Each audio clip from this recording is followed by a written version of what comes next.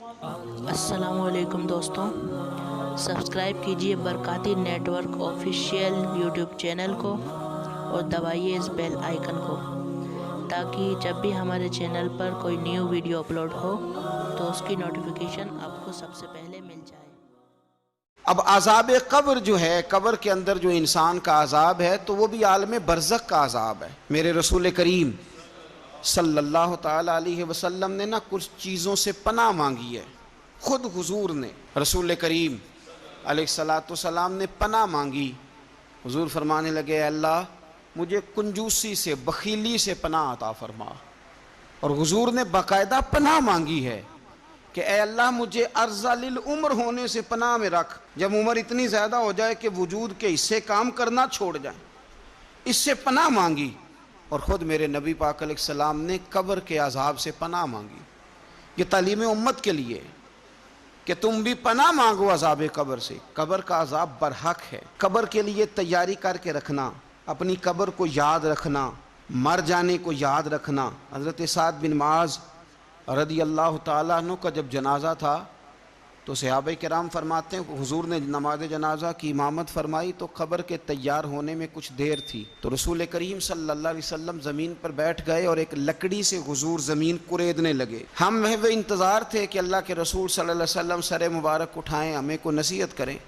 फरमाते हुजूर ने सर अक़दस उठाया तो हुजूर की आंखों में आंसू थे और रो के हुजूर फरमाने लगे, रो के कि इस कब्र के अज़ाब से रब की पनाह मांगो और इसके लिए तैयारी कर लो, ये बड़ा सख्त दिन है। रो के हुजूर ने फरमाया, रो के। आज तो लोग मजाक बनाते हैं, कुछ फ़कीर सूफ़ी दरवेश कहलाने वाले भी, वो कहते हैं ये जो मौलवी बता रहा है ना कब्र में बिच्छू होंगे, सांप होंगे, ये तो मौलवी अपनी कब्र बता रहा है, हमारा इससे क्या लेना देना है। खुदा से डरें।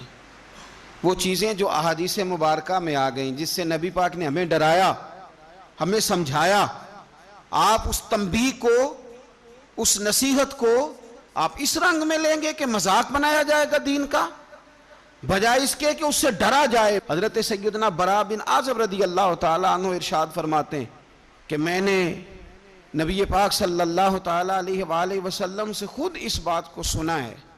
खुद रसूल करीम सल्लल्लाहु अलैहि वसल्लम ने फरमाया। हजरत ज़ैद बिन साबित रदी अल्लाह ताला अन्हु भी इस बात के रावी हैं। फरमाते हम जा रहे थे तो 5-6 कब्रें थी, तो हुजूर ने फरमाया किन की कब्रें? हमने अर्ज़ की या रसूल अल्लाह सल्लल्लाहु अलैहि वसल्लम ये काफिरों की कब्रें, ये सही मुस्लिम में हदीस मौजूद है, कुफ़ार की कब्रें।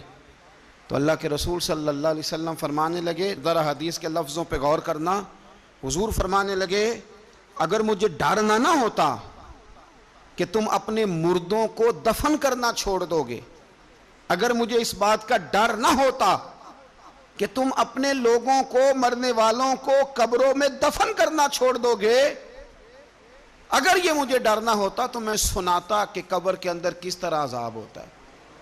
तुम्हें दुनिया में रह के मैं सुनाता, पर डर है कि कहीं तुम अपने मरने वालों को कब्रों में दफन करना छोड़ ही ना दो, इसलिए मैं तुम्हें ये बात नहीं बताता। और मेरे रसूल करीम सल्लल्लाहु ताला अलैहि वसल्लम ने फिर इरशाद फरमाया, अपने ग़ुलामों की तरफ नज़र फरमाई, ये बात कह के कि अगर मुझे डर ना होता कि तुम दफन करना छोड़ दोगे तो तुम्हें मैं सुना देता कि कब्र में क्या अजाब होता है। फिर हुजूर ने सहाबा से फरमाया चलो भाई दोज़ख के अजाब से अल्लाह की पनाह मांगो।